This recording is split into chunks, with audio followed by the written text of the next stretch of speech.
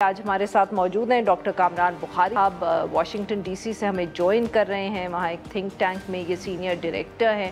Welcome to the شو کامران صاحب. جی کامران صاحب, surprising event اگر ہم یہاں سے شروع کریں, آپ جیسے لوگ جو یہ ساری کانفلکٹ کو بہت قریب سے دیکھ رہے ہیں, کیا آپ لوگ توقع کر رہے تھے کہ یوکرین کی طرف سے اتنا بڑا اور اتنا ڈرامیٹک ہم کہہ سکتے ہیں حملہ ہوگا؟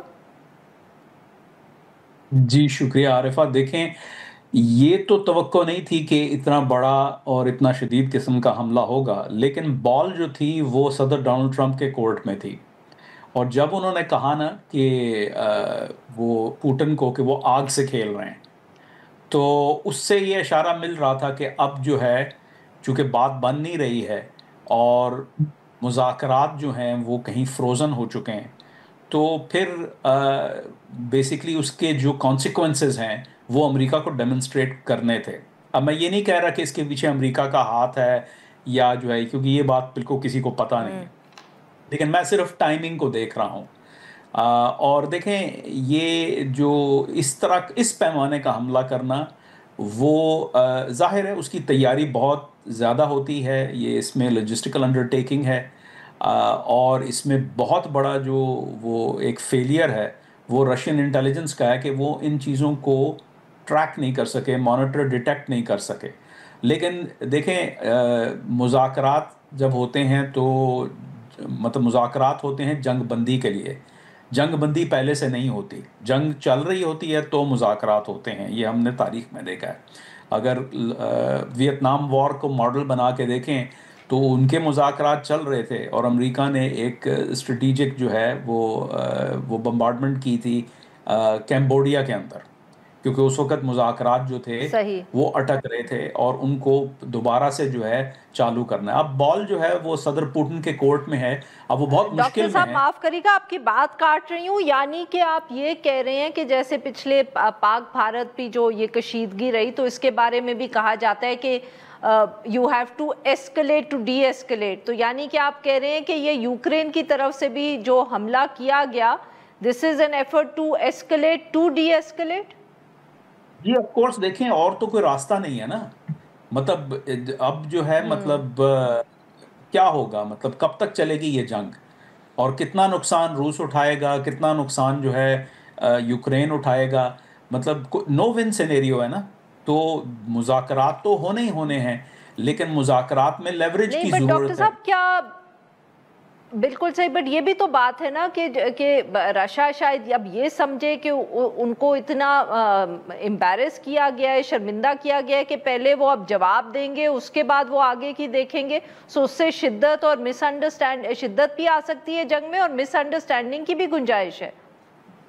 جی دیکھیں, جب یہ فیصلہ کیا گیا تھا, دیکھیں ایسا نہیں ہے کہ امریکہ روس کے ساتھ مذاکرات کر رہا ہے اور یوکرین پرائیویٹلی جا کے تو یہ ہٹ کے امریکہ کے سے علیحدہ ہو کے تو یہ حملہ کر دے. تو یہ ایسا تو نہیں ہو رہا نا, کیونکہ الٹیمیٹلی یوکرین کو امریکہ کی ضرورت ہے اور امریکہ کو بھی لیوریج کی ضرورت تھی. تو اب بال جو ہے صدر پوٹن کے کورٹ میں, اور آپ نے درست فرمایا کہ اب وہ بہت زیادہ شدید شرمندگی کا سامنا ہے.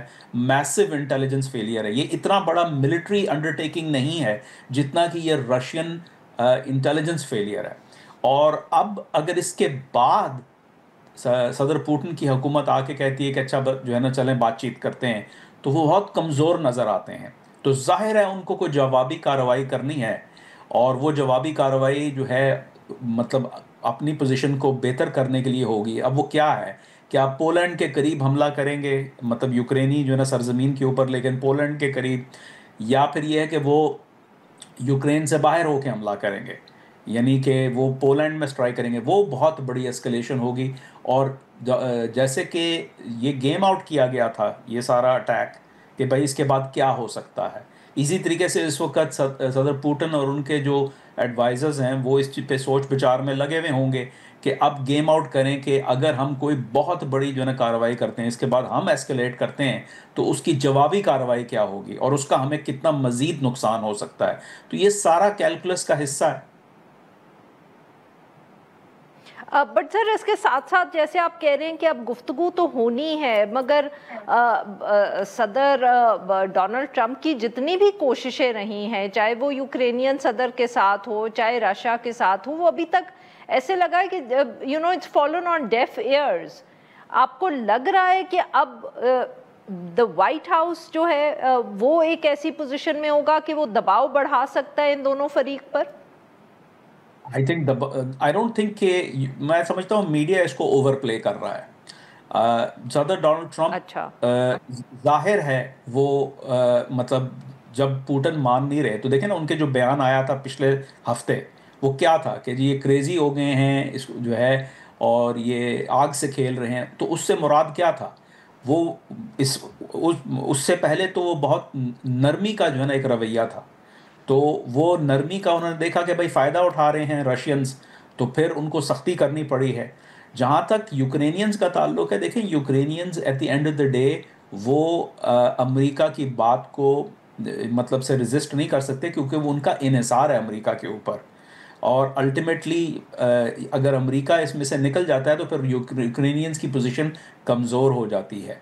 तो अब आई डोंट थिंक कि जो है ना ये है। और फिर देखें जब मुज़ाकरात होते हैं वो फिल फौरन नहीं हो जाते। कोई भी साइड पहले आके जो है वो ठीक। ये नहीं कहती कि भाई ठीक है चलें बताएं कहाँ दस्तखत क्या करेंगे। लेकिन ये सौदेबाजी होती है, इसमें लड़ाई झगड़ा होता है, फसाद होता है, और फिर उसके बाद जाके कहीं मुज़ाकरात मैच्योर होते हैं।